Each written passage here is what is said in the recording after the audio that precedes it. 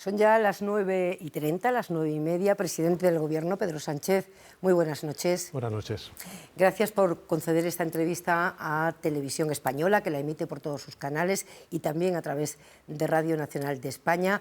Hace un año que no concedió una entrevista, presidente. Ya sé que ha atendido a la prensa, en ruedas de prensa, pero un año es mucho tiempo, sí que un presidente se someta al interrogatorio de un periodista sobre su gestión. Imagino que hay un montón de colegas que esperan una oportunidad como esta. Claro. ¿Va a cambiar? ¿Va a estar más disponible esta temporada? Siempre lo he estado, de hecho usted lo ha dicho, más de 50 comparecencias que he hecho ante los medios de comunicación, más de 20 comparecencias en el Congreso de los Diputados, pero en todo caso es un placer someterme a las preguntas de los periodistas. Siempre lo he hecho como presidente del Gobierno y desde luego pues, es un placer estar en la televisión pública respondiendo a sus preguntas. Han pasado muchas cosas en este año, presidente. Lo último, la oleada de incendios que deja 400.000 hectáreas arrasadas y deja algo más, cierta sensación de vulnerabilidad en la población que se suma a la que ya se sintió con la Dana, que arrancó con la pandemia. Estamos en un tiempo nuevo en el que circunstancias extremas van a ser inevitables y nos ha pillado sin prepararnos en el caso de los incendios, con el monte abandonado, con poca coordinación a continuación cuando ya se desencadenan los incendios. Yo creo que efectivamente tenemos que preocuparnos de aquellas personas que ahora mismo han sufrido el desgarro de los incendios, como previamente ha sido la Dana, y efectivamente estamos ante un nuevo mundo, estamos ante un nuevo paradigma, un paradigma en el que necesitamos un compromiso mucho más robusto por parte de las administraciones públicas, todas, no solamente el Gobierno de España, las administraciones autonómicas y también las municipales y las provinciales. La emergencia climática está sobrepasando todas las previsiones hechas por los científicos. Para que nos hagamos una idea, en estos 70 días que llevamos de verano, un tercio lo hemos pasado bajo olas de calor. En estos últimos 5 años, todos los efectos adversos climatológicos han implicado un desembolso por parte de la Administración General del Estado que representa 32.000 millones de euros. Para que se hagan una idea, los telespectadores, 32.000 millones de euros es el mismo dinero que nos hemos gastado en la educación pública de nuestros hijos y nuestras hijas. Por tanto, creo que necesitamos hacer un gran pacto de Estado, convertir en políticas de Estado todas las políticas vinculadas con la prevención, con la respuesta y con la reconstrucción de todas aquellas zonas afectadas por estos efectos climatológicos tan adversos que exacerba la emergencia climática. Presidente, hay ciudadanos que de buena fe se creen a los negacionistas, se los creen, se resisten a admitir que el mundo conocido cambia. ¿Qué se ha hecho mal para que se provoque ese rechazo que aprovechan los negacionistas? Yo creo que tenemos todos que aprender, creo que también hay una función pedagógica que hacer por parte de todos, primero de los políticos, de los gobiernos, también de los medios de comunicación. Hemos tenido ejemplos muy positivos a lo largo de estos últimos 5 o 6 años. Yo recuerdo durante la pandemia que los propios medios de comunicación decían que no a aquellos pseudocientíficos que hablaban de que la COVID-19 no existía, de que no había que utilizar las mascarillas, de que no había que hacer una serie de labores de prevención para evitar el contagio del virus del COVID-19. Yo creo que ahora mismo estamos ante una situación en la que tenemos que ser conscientes de que la península ibérica, España, Europa, particularmente el Mediterráneo, está afectado por una emergencia climática que o bien se traduce en incendios de gran magnitud, como los que hemos vivido, o bien también danas, o bien también olas de calor. Fíjese, durante estos últimos 5 años han sido 20.000 las personas que han muerto por algún fenómeno meteorológico adverso, climático adverso, como los que está sufriendo España. Son 20.000 personas. Son 32.000 millones de euros de recursos desembolsados por la Administración General del Estado. Estamos hablando, por tanto, de un nuevo paradigma que exige de las administraciones públicas lealtad institucional, recursos económicos permanentes a lo largo de los 365 días del año. ¿Para qué? Uno, para prevenir, porque la mejor manera, por ejemplo, de que no haya incendios no es apagarlos durante el verano, sino apagarlos durante el invierno. Y por tanto tenemos que prevenir, tenemos que cambiar la gestión de los recursos forestales en nuestro país. Hay mucha gente que no sabe que nuestro país, después de Suecia, es el país con mayor masa forestal de toda Europa. Y finalmente tenemos que abordar la tarea de la reconstrucción. Por eso yo creo que en una de las visitas, por ejemplo, que hice este verano a una localidad leonesa, Villablino, un paisano de allí me dijo: tenéis que poneros de acuerdo todas las administraciones, todos los partidos políticos, y yo diría más, el conjunto de la sociedad, sindicatos, patronal. Este es un desafío que nos afecta a todos y que supera las administraciones y la orientación política que pueda tener cada una de esas administraciones. Eso será en un mundo ideal, presidente, porque a la vulnerabilidad que yo describía al principio se suma la evidencia de que la relación entre las comunidades autónomas y el Gobierno central no fluye cuando hay una emergencia. Pero ya sabemos qué es lo que no funciona. No funciona ni la deslealtad institucional, no funciona la precariedad de los trabajadores de las comunidades autónomas que están combatiendo contra el fuego. No funcionan los recortes, ni la privatización, ni el debilitamiento de las políticas públicas. Por tanto, si hay recursos económicos, este Gobierno ha transferido a las comunidades autónomas en estos últimos años 300.000 millones de euros más que lo que hizo la anterior administración del Partido Popular de Mariano Rajoy. Por tanto, si tenemos recursos económicos, tenemos la evidencia científica, sabemos que nuestros conciudadanos se están viendo afectados por esta emergencia climática, sean danas, sean incendios o sean olas de calor, yo creo que lo que falta es voluntad política por parte de determinadas administraciones territoriales para trabajar todos a una. Al final del día, presidente, al final del día lo que quiere el ciudadano es que alguien asuma la responsabilidad de prevenir la desgracia, de acompañarlo y estar presente cuando ocurre la desgracia y atender las consecuencias. Y mira a toda la administración. La batería de medidas que usted presenta es puro voluntarismo, puesto que asistimos a un enfrentamiento partidista en torno a cualquier acontecimiento que ocurre en este país. Fíjese, no lo es. Yo creo que España, por ejemplo, está muy preparada desde el punto de vista de la respuesta. Lo hemos visto con la unidad militar de emergencias, lo hemos visto con las brigadas forestales, con los agentes medioambientales, lo hemos visto con los despliegues que hemos hecho por parte de las Fuerzas Armadas y también del Ministerio de Transición Ecológica, la Administración General del Estado. Muchas comunidades autónomas también. Por tanto, no es un ejercicio voluntarista. Desde el año 2019, simplemente para que lo sepan los ciudadanos, aprobamos la primera Estrategia Nacional de Protección Civil. Hemos aprobado en 2024 una nueva estrategia. Por ejemplo, el mecanismo de alerta que se reciben los SMS de los móviles de las zonas afectadas por danas, por incendios, son también servicios que ha puesto en marcha el Gobierno de España para prevenir y para garantizar la seguridad de los ciudadanos en las zonas afectadas por estos efectos climatológicos que hemos visto durante este verano. O sea, presidente, a su juicio, lo único que ha fallado han sido las comunidades autónomas. No, yo creo que tenemos que hacer entre todos un ejercicio que es el siguiente. Es evidente que la emergencia climática está superando todas las evidencias científicas que teníamos hasta ahora, todas las previsiones científicas que teníamos hasta ahora. El otro día la EMET lo dijo claramente. En las temperaturas medias que hemos sufrido durante este mes de agosto superan de largo los 4 grados respecto a las temperaturas medias que hemos tenido durante las últimas décadas en un mes de agosto. Por tanto, hay una realidad que se acelera, que es la emergencia climática, hay unos efectos que se agravan, que son los de la emergencia climática, y por tanto, entre todas las administraciones públicas, tenemos que hacer lo que está en nuestras competencias, que viene definido 1 por la Constitución, 2 por los estatutos de autonomía y 3 por la legislación estatal, la ley de montes, por ejemplo, para reforzar esa coordinación y esa colaboración. ¿Diría que el enfrentamiento político ha dificultado la extinción de los incendios? Yo diría que lo que tenemos que hacer entre todos es asumir nuestra responsabilidad. Lo que tiene que hacer, por ejemplo, el Gobierno de España cuando se declara una emergencia de estas características es coordinar la respuesta conjuntamente con la administración territorial donde se sufre este incendio. ¿Y eso qué significa? Pues, por ejemplo, poner a disposición de esa administración territorial todos los recursos, que es lo que ha hecho el Gobierno de España. Fíjese, hemos desplegado 3.200 efectivos de las Fuerzas Armadas de la UME. Hemos desplegado más de 20.000 efectivos de las fuerzas y cuerpos de seguridad del Estado. También brigadistas, forestales, agentes medioambientales. Hemos también activado el mecanismo de protección civil europeo. Hemos coordinado la solidaridad interterritorial de las distintas comunidades autónomas, vehiculando todos los recursos a las comunidades autónomas afectadas.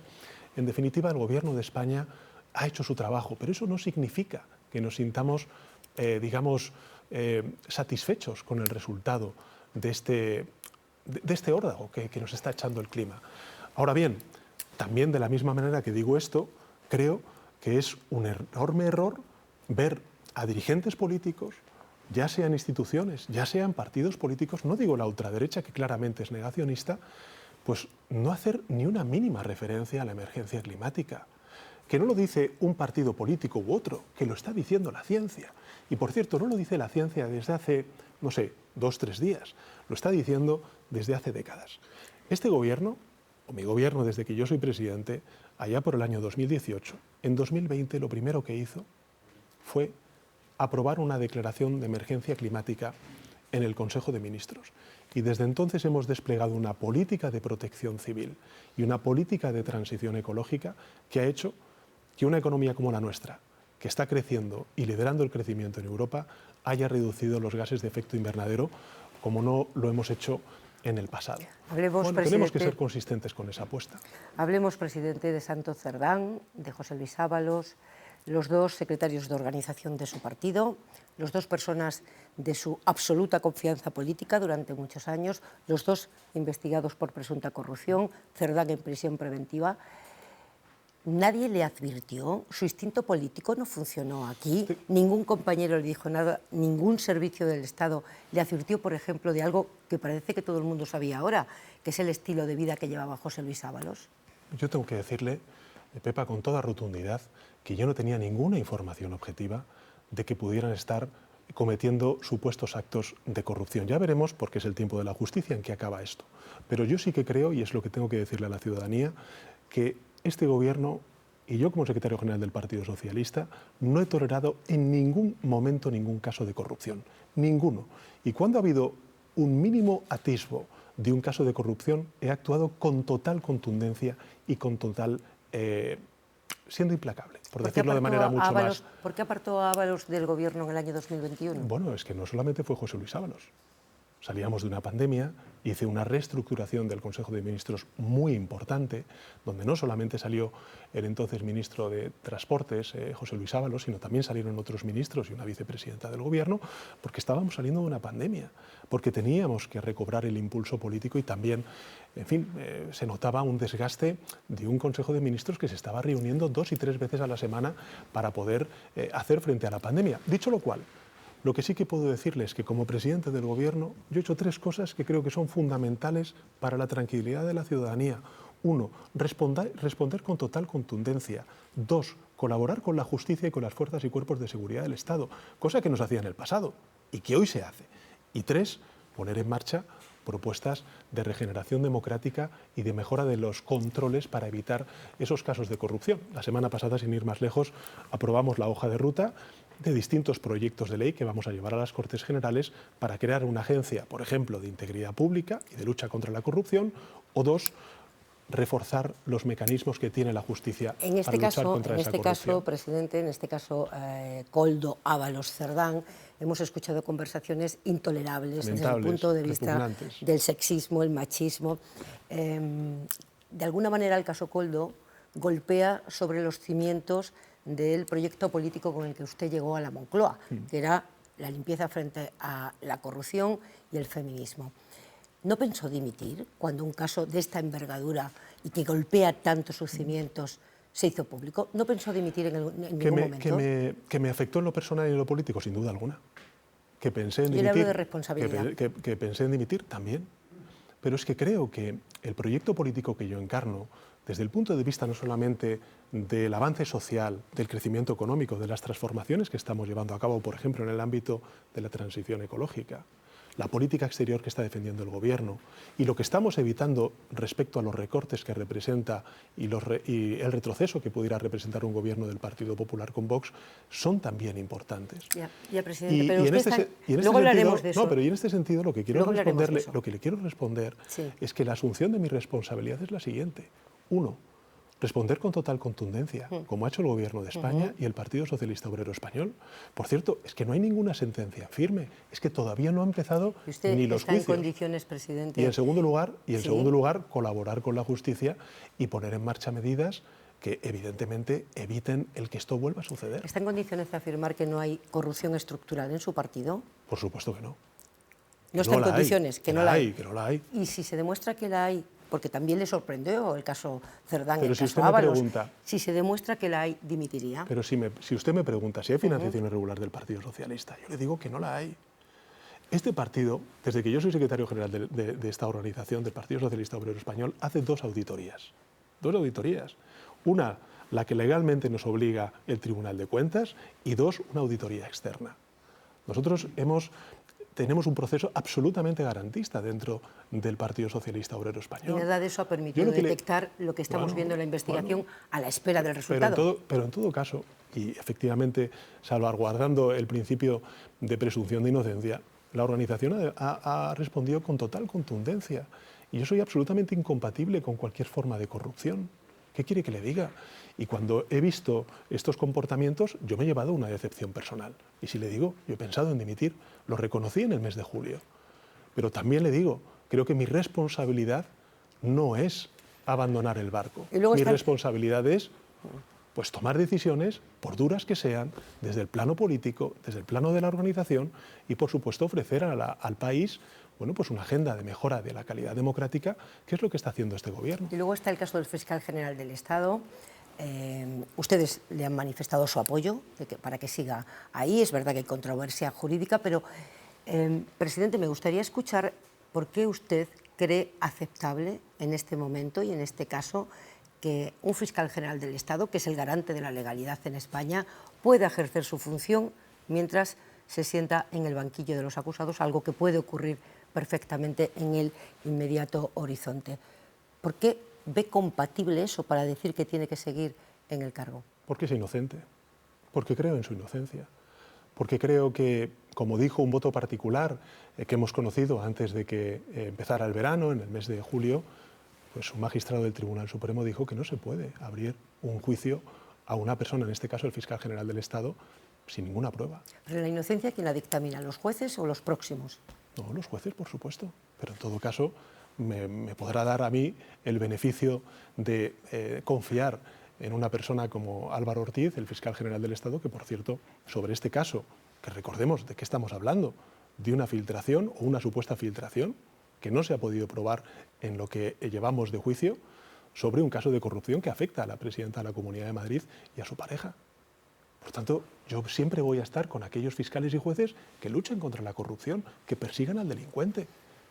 ¿Y luego pero no en un caso que a mí me parece que, en fin, como dijo ese magistrado del Tribunal Supremo en su voto particular, pues falta consistencia en cuanto a la carga probatoria para abrir un juicio oral, en este caso el fiscal general del Estado. Y luego están los casos que afectan a su entorno personal. Bueno, puede decir mi hermano y mi mujer. El procesamiento de su hermano, la imputación de su esposa. Bueno, las imputaciones. Que me imagino que son los más difíciles para usted, me imagino que son. Bueno, hace un año, el de su esposa en concreto, Begoña Gómez, provocó que usted estuviera 5 días reflexionando sobre si le merecía la pena seguir en política. Decidió que sí. Esa decisión es firme, ocurra lo que ocurra con esos procesos, aunque acaben en un juicio o en una hipotética condena. Mire, como usted ha dicho, desde el plano personal, yo nunca pensé que esto pudiera pasarle a una persona que ejerza responsabilidades políticas. Porque además esto proviene de denuncias falsas, de recortes de prensa, de organizaciones ultraderechistas que se presentan en determinados juzgados para abrir una causa, en este caso contra familiares como mi hermano o como mi esposa. Y yo, por supuesto, que defiendo su honestidad y su inocencia. Lo voy a defender siempre, porque es así, porque es la verdad. Y creo, además, que aun confiando en la justicia y aun pensando que la inmensa mayoría de jueces y fiscales de nuestro país hacen bien su trabajo y cumplen con la ley, con la misma rotundidad digo que hay jueces que no. Y estos son casos palmarios de que eso no es así, de que hay un problema de desempeño, de instrucción, de pena del telediario, que al final están pagando 2 personas por el mero hecho de ser familiares míos. Presidente, ¿me está diciendo que hay jueces que están en guerra con el gobierno? ¿Que hay jueces haciendo política y que hay políticos que tratan de hacer justicia? Sin duda alguna la hay. Afortunadamente es la minoría, pero la hay. Y hacen un daño terrible, un inmenso daño a la justicia, al Poder Judicial. ¿Y el Consejo General del Poder Judicial que acaban de pactar ustedes, que tiene competencias disciplinarias, a su juicio, cómo actúa en esos casos? Yo creo que también merecería una reflexión por parte del Consejo General del Poder Judicial el cómo poder defenderse ante procesos que claramente son muy defectuosos tanto en el fondo como en la forma. Pero insisto, esto es algo que representa o que corresponde al Poder Judicial, al Consejo General del Poder Judicial, y por tanto tendrán que ser ellos quienes valoren si estas instrucciones, si estas causas abiertas, pues, en fin, tienen los parámetros de independencia, de respeto a la presunción de inocencia que creo que merecen todos los ciudadanos y ciudadanas en nuestro país. Presidente, por aclararme, ¿dónde pone el listón? En estas investigaciones, todas las que están en curso, todas las que afectan a personas de su máxima confianza política o de su máxima confianza personal, ¿cuál es la línea roja que le obligaría a usted cambiar esa decisión que ha tomado de seguir adelante, pase lo que pase? Es que, ¿dónde está la línea roja en una investigación por corrupción? Si usted me pregunta por mis familiares, pues es que yo sé cómo viven, yo sé qué han hecho, cómo son. Por tanto, yo lo que espero es que la justicia efectivamente haga justicia y que el tiempo ponga las cosas en su sitio. ¿Y en el caso Cerdán tanto los investigados y Ábalos, como los investigadores. ¿Y en el caso Cerdán y Ábalos, dónde pone el listón? Creo que la he puesto ya, fíjese, mucho antes de lo que hicieron otros partidos políticos o mi organización en casos de corrupción anteriores. Es que nosotros hemos tomado decisiones en José Luis Ábalos y en Santos Cerdán sin abrirse todavía un juicio. Estamos en las fases preliminares de investigación y ya hemos tomado decisiones muy contundentes. Por tanto, cuando usted me dice ¿dónde usted pone el listón o dónde usted pone el límite? Bueno, si es que ya lo hemos hecho, hemos respondido. Y no solamente hemos respondido con esta asunción de responsabilidades. Presidente, desde el punto de vista de la responsabilidad personal del máximo dirigente del partido que los eligió. Claro, es lo que he hecho. Es que les he pedido que entreguen el acta, les he pedido que abandonaran la Secretaría de Organización del Partido Socialista, les he pedido que se den de baja como militantes y si no, pues efectivamente han sido expulsados. En definitiva, yo creo que desde el punto de vista de la proporcionalidad, de la gravedad a esas respuestas, hemos dado pues una respuesta muy contundente que en efecto otras organizaciones no han dado. Pero su pregunta sobre si hay o no corrupción sistémica, yo le digo, la corrupción sistémica no, pero sistemática sí, acabó con la moción de censura en el año 2018. Y en fin, yo he pedido perdón, estoy dispuesto a aprender, a reconocer también mis errores, pero lo que no voy a hacer es aceptar lecciones de organizaciones políticas que no asumen esa responsabilidad, que tienen más de 30 causas abiertas y que tienen a más de 100 personas siendo investigadas por casos de corrupción muy graves. Espero tener ocasión de preguntarle al señor Feijóo, a quien hemos invitado también a una entrevista en la tele pública, pero ahora quien tengo delante es a usted. Su gobierno, la continuidad de su ejecutivo, ¿depende más de los tribunales en este momento que de su acción de gobierno?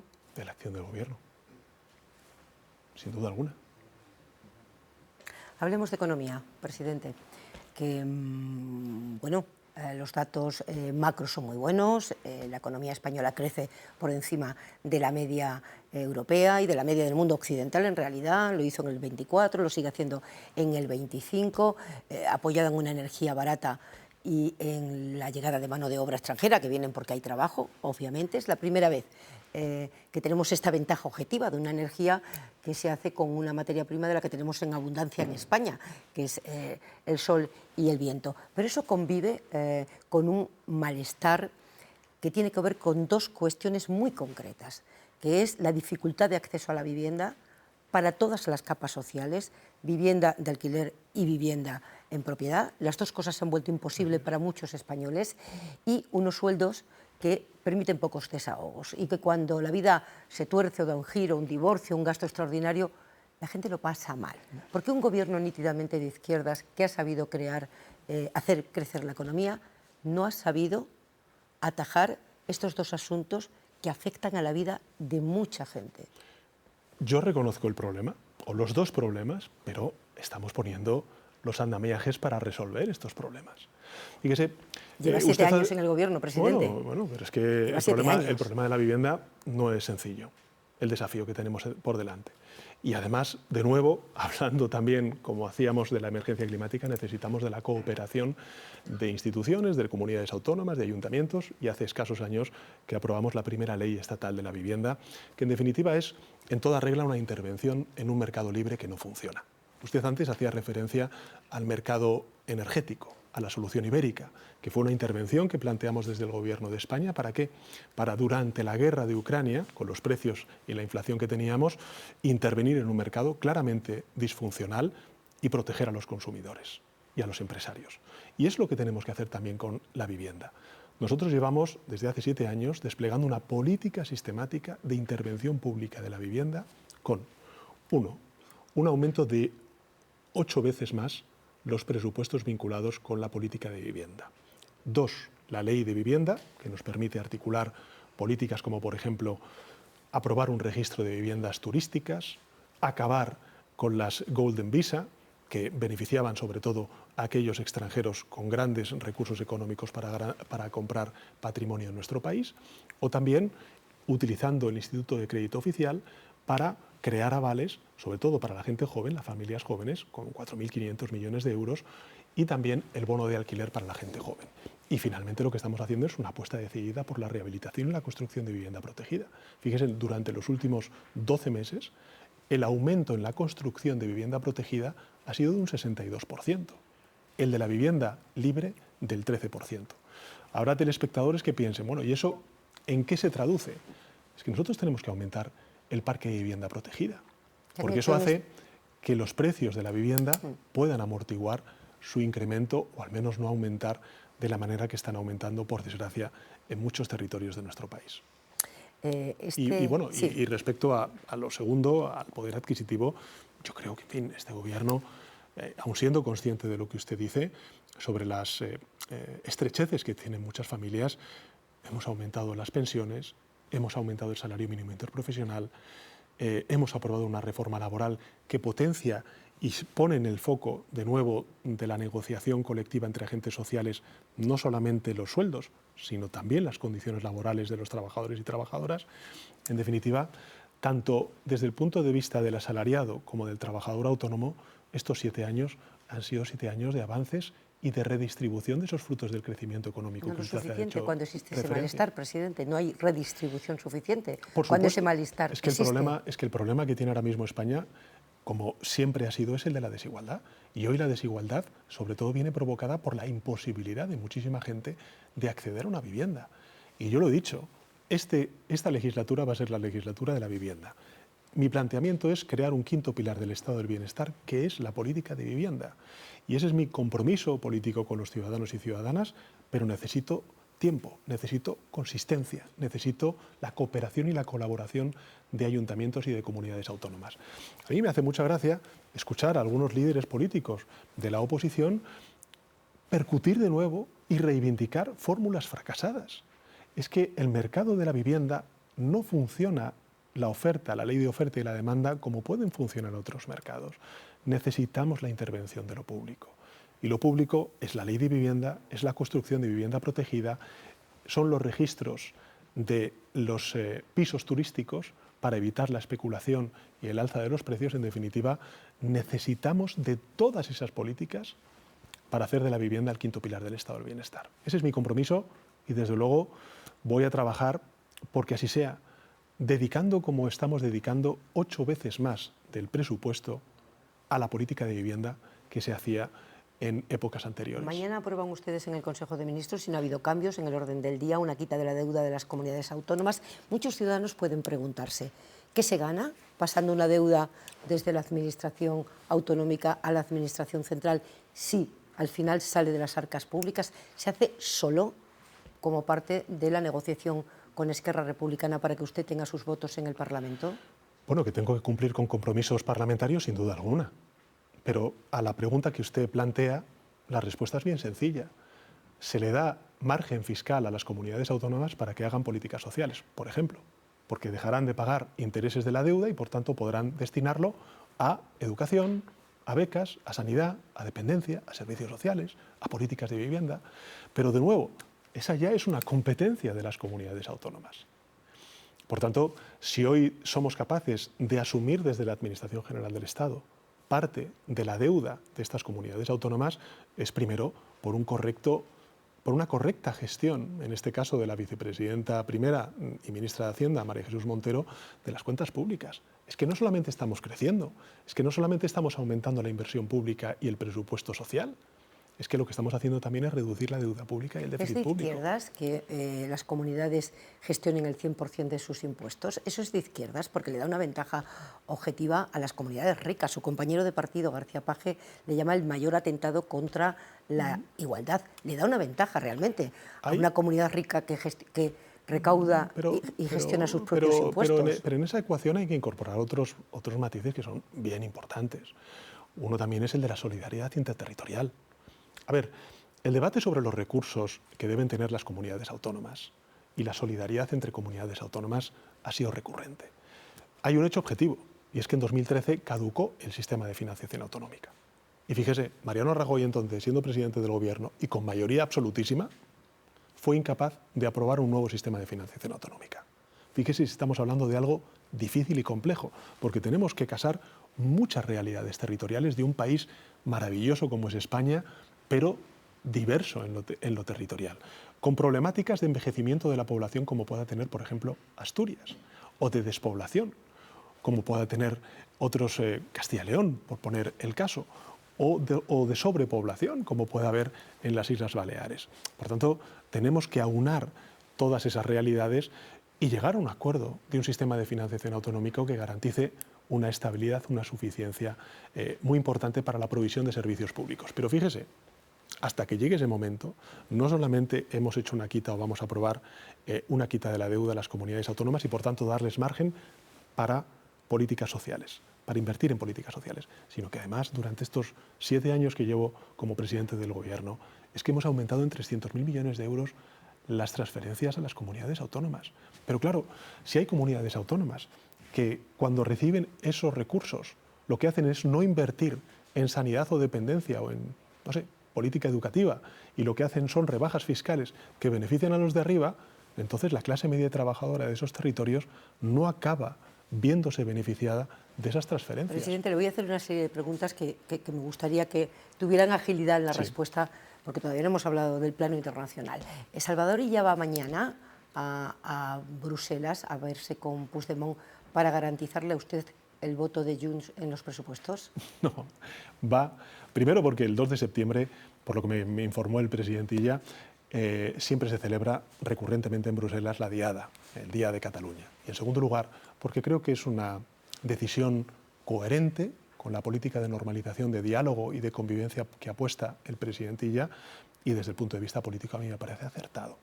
Acertado, porque creo que cuando uno mira hacia adelante, como está haciendo la sociedad catalana y el conjunto de la sociedad española, lo que no podemos hacer es mirar hacia atrás y pensar que no hay ninguna lección que tengamos que sacar del año 2017, de todos esos años de enfrentamiento, de conflicto político que tenemos que superar conjuntamente, el conjunto de la sociedad catalana y también el conjunto de la sociedad española. ¿Va a presentar presupuestos este año? Los voy a presentar. Aunque se lo tumben, dice Podemos que es la excusa que usted busca para disolver y convocar en primavera. Cada grupo parlamentario que decida decir lo que quiera. Yo voy a presentar los presupuestos, pero también le digo una cosa, y quiero ser muy claro con los grupos parlamentarios. Quiero ser muy claro. Los presupuestos generales del Estado son un instrumento, no son un fin en sí mismo. El fin es crecer, crear empleo, como lo está haciendo la economía española. El fin es reducir la desigualdad y hacer la agenda de transformaciones económicas que está haciendo el Gobierno de España. El fin es el poder vehicular y gestionar los fondos europeos, que acaban el 31 de diciembre del año 2026. Por tanto, quiero ser muy claro, vamos a presentar los presupuestos, vamos a pelear para aprobar esos presupuestos en las Cortes Generales. ¿Y si se los tumban? Seguiremos con los presupuestos que tenemos. Quiero que escuche lo que decía usted en el año 2017 a Mariano Rajoy. Un gobierno tiene que aprobar su principal ley, que son los presupuestos generales del Estado. Si el presidente del Gobierno no puede aprobar su principal ley, tiene como obligación constitucional y con la responsabilidad que le otorga ser el presidente del Gobierno para con los ciudadanos, lo que tiene que hacer es someterse a una cuestión de confianza. Y si esa cuestión de confianza la pierde, el señor Rajoy no tendrá ya ninguna excusa para anticipar las elecciones en nuestro país. ¿Por qué lo que valía para el señor Rajoy no vale para usted? Fíjese, aprobó los presupuestos Mariano Rajoy en el año 2018 y una semana más tarde hubo una moción de censura. Usted decía, el mayor instrumento político de un gobierno no puede... Y lo es, pero fíjese, yo convoqué elecciones en el año 2019, anticipadas después de la moción de censura. ¿Cuál es la diferencia? Que hoy yo tengo unos presupuestos que me permiten cumplir con los dos principales objetivos que antes le he dicho. El hacer frente a mi agenda social, a la agenda social del Gobierno de coalición progresista, y también el poder vehicular todos los fondos europeos que tenemos de aquí al año 2026.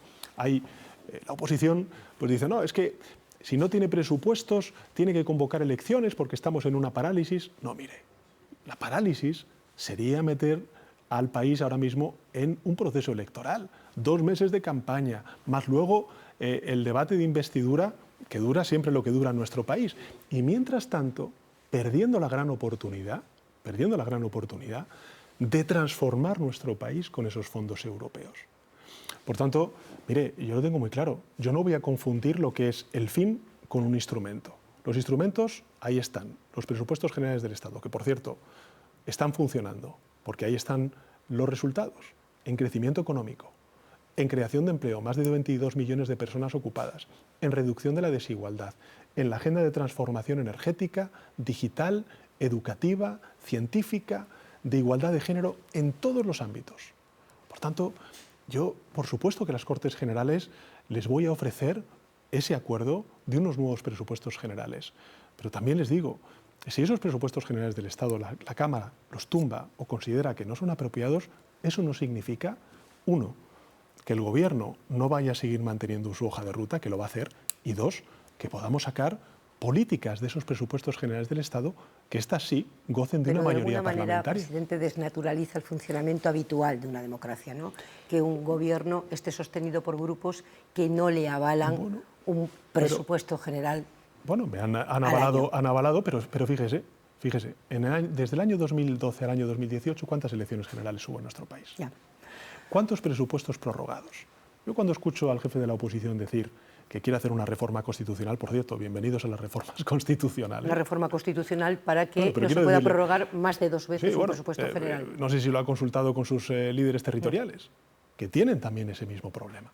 Pero fíjese, en un panorama tan fragmentado desde el punto de vista parlamentario como es Europa, en su conjunto, como lo es también España, yo creo que hay 2 cosas muy importantes que hay que siempre tener en mente. Una, que nuestro país no se puede gobernar sin reconocer y asumir la pluralidad política y la diversidad territorial, que es una realidad, que también se materializa en los grupos parlamentarios que componen la Cámara. Y 2, que desde luego nosotros tenemos todas las herramientas para poder cumplir con nuestros objetivos. Y esos objetivos, insisto, son la agenda social, es el crecimiento, son las transformaciones económicas. Nos quedan pocos minutos, presidente, nos quedan pocos minutos. Vimos una fotografía en Washington con los líderes europeos frente a Trump que algunos describieron como diplomacia apaciguadora y muchos como una humillación de Europa. Usted no estaba allí. ¿No fue porque no quiso? ¿No le invitaron? Brevemente. Bueno, ha habido mucho debate sobre esto. ¿España ha perdido o no ha perdido influencia? ¿Qué es la influencia? ¿No fue porque no le invitaron? No, ¿qué es la influencia? Pero contésteme. Bueno, a esa reunión yo no tuve el placer. ¿Y se alegra de no haber estado ahora viendo el resultado? No lo plantearía en esos términos. Yo creo que Europa tiene que hacer valer aún más su peso. Y eso no significa el no cuidar la relación transatlántica que yo siempre he defendido. Eso significa hacer valer esa relación transatlántica en términos de una mayor igualdad. Quería saber qué papel cree que puede jugar un gobierno como el suyo y usted, su liderazgo en un tablero internacional, particularmente en el mundo occidental, que se inclina a la derecha, incluso a la extrema derecha, donde usted se ha quedado en minoría en algunos grandes asuntos, ¿no? ¿Por ejemplo? Por ejemplo, la inmigración. Hasta el gobierno socialdemócrata de Dinamarca ha endurecido mucho su política migratoria y usted sigue defendiéndolo como un asunto de derechos humanos. O, por ejemplo, Gaza, ¿no? Pero Gaza, pero fíjese. Sí, que ahora se van sumando. En Gaza, yo he escuchado también a algunos políticos en nuestro país decir el año pasado, cuando reconocimos el Estado de Palestina, es que no podemos hacerlo fuera del consenso europeo, y estamos creando un consenso europeo. Quería escucharle decir cuál es el papel de España, qué papel puede jugar España en este contexto, con esta posición, y si España sostiene un enfrentamiento a Donald Trump. Nosotros no nos enfrentamos a ningún gobierno. Creo que el gobierno, España en su conjunto, el conjunto de la sociedad española, es bastante amistosa con todo el conjunto de naciones del mundo, y particularmente con Estados Unidos, que es una nación a la que, bueno, pues hay muchos estudiantes, chavales que van a estudiar allí, o estadounidenses que viven entre nosotros. No tenemos ese problema. Sí podemos tener una disparidad, una diferencia en cómo abordar los asuntos globales, en cómo abordar, por ejemplo, la emergencia climática, en cómo abordar el fenómeno de la migración, en cómo abordar las guerras, si respetamos o no respetamos el derecho internacional, si nos posicionamos del lado de las víctimas, o lo que hacemos es transigir con aquellos que están utilizando, por ejemplo, un terrible atentado de Hamás en Israel para, bueno, pues claramente hacer una ocupación de Cisjordania, de Gaza, y por tanto acabar con cualquier atisbo de un futuro de Estado palestino para esa ciudadanía, ¿no? Por tanto, creo que el planteamiento que tiene España es un planteamiento que probablemente esté acorde con con una amplísima mayoría de la ciudadanía española. Usted antes hacía referencia a la migración. Bueno, yo no soy católico ni practicante, no lo soy. Pero escucho al Papa, escucho a la conferencia episcopal, con la cual he tenido discrepancias en algunos asuntos. Pero, ¿qué es esto de vas a misa y luego dices que hay que hundir el Open Arms? ¿Qué va a ser lo siguiente? ¿Hacer estallar un avión en Barajas? Lo que quiero decir con esto es que la humanidad, la empatía ante el sufrimiento, el respeto del derecho humanitario, el respeto del derecho internacional son los ejes básicos de la política exterior española, junto con la legítima defensa de nuestros intereses. ¿Debe celebrarse la Asamblea General de la ONU en Estados Unidos después de negarle los visados a la delegación palestina, o debe trasladarse a Ginebra, como empiezan a pedir algunas voces? Yo creo que tenemos que hacerla en Estados Unidos, que es la sede central de Naciones Unidas, y que efectivamente la decisión que ha tomado en este caso la administración estadounidense contraviene el derecho internacional. Contraviene claramente el derecho internacional. Y yo tuve ocasión de hablar con el presidente de Palestina, con el señor Abbas, el pasado sábado. Le trasladé la solidaridad del Gobierno de España y nuestra voluntad firme de, por supuesto, acompañarle en esta conferencia de los dos estados, y, por qué no, si finalmente no se puede celebrar en ninguno de esos espacios, ofrecer España para que se pueda celebrar. Usted ha sido víctima de una campaña de deshumanización extraordinaria, otros presidentes también, pero es verdad que ahora todo se multiplica enormemente con las redes sociales, con el contagio de la política profesional, y salta del mundo digital a la vida física, ¿no? Hemos escuchado todos cánticos con insultos en conciertos masivos este verano, y a muchas personas expresar con mucha naturalidad el odio que le tienen a usted personalmente. ¿Cómo gestiona usted esa situación? Pues con mucha paciencia. ¿Y cómo cree que es reconocido por los españoles? ¿Por qué cree que ese odio aprendido? Pero fíjese, yo creo que la clave aquí es todo lo que estamos viendo, no solamente respecto a esto que usted hacía referencia, sino también los hechos lamentables que hemos visto hoy en un barrio de Madrid, en el distrito de Hortaleza, ¿no? Lo que quiero decir es que al final son la consecuencia de algo previo. Y la causa tenemos que verla en la falta de respeto, de consideración, en el me gusta la fruta, en la barra libre para insultar al adversario político. ¿Usted no tiene ninguna responsabilidad en la polarización de España, señor Sánchez? La polarización de España es asimétrica. yo no insulto. Yo puedo defender legítimamente mis ideas y criticar a mi adversario político. Pero esto de... Si en una conversación como la que estamos usted y yo teniendo, de repente uno de los dos insulta al otro, ¿en qué términos se tiene que responder? Y, sobre todo, si lo hace un responsable político, aquellos que confían en ese responsable político elevan la apuesta a N. Nosotros lo que estamos viendo ahora es la consecuencia de unas causas que tienen que ver con esa falta de respeto y con esos insultos. Por tanto, yo lo que propongo es lo siguiente, una cosa que me parece que es de sentido común, que nos lo apliquemos todos. Dejemos de insultar, defendamos nuestras ideas con convicción, con vehemencia, como lo solemos hacer los españoles, con pasión, pero desde luego con un mínimo de respeto. Tenemos un minuto, presidente. El problema es que ese odio, esa animadversión, esa cosificación del que opina diferente, está llegando a un extremo que ya casi da igual quién empezó primero. El problema es a dónde nos conduce eso. ¿Qué debe hacer la política que enseguida se resbala a todos los partidos hacia el enfrentamiento en cuanto hay una ocasión? Primero, a mí me parece importante diferenciar a unos políticos de otros, porque lo que no se puede hacer es meter a todos los políticos y políticas en el mismo saco, de aquellos que sí que insultan, de aquellos que lo que hacen es generar odio y ser también desde los medios de comunicación críticos con esas expresiones. Lo que no puede ser es que de repente se diga a un presidente del gobierno o a cualquier otro político, no solamente por parte de tus adversarios, sino también de determinados medios de comunicación, es que no puedes salir a la calle. Bueno, sí puedo salir a la calle. Y en la calle te puedes encontrar gente que te insulta y otra gente que te aplaude o que te muestra su ánimo. Pero esto no es lo que queremos para nuestro país. Lo que queremos son unos mínimos de convivencia, de respeto y de destierro del insulto. A partir de ahí podremos debatir sobre lo que se considere, pero el me gusta la fruta es lo que tenemos que desterrar de la dialéctica política. Porque además, eso, ¿en qué posición deja la persona que lo dice? Desde luego, lo deja en una posición y en un nivel de escasos recursos dialécticos y de una enorme frustración.